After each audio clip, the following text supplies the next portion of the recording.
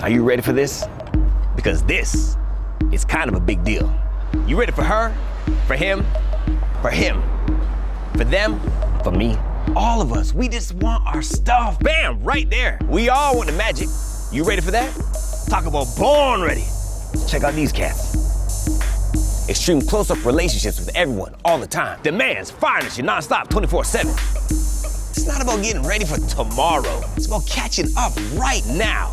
And why am I telling you? You're the responder, the filler, the deliverer, the matchmaker, the middleman, the delivery guy or gal, manufacturer, the wholesaler, the retailer. You're the hero in the white hat.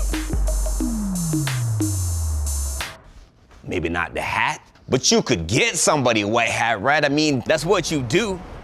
See, your job is more than just point A to point B. You're A to B, C to F to J. That's global commerce, man.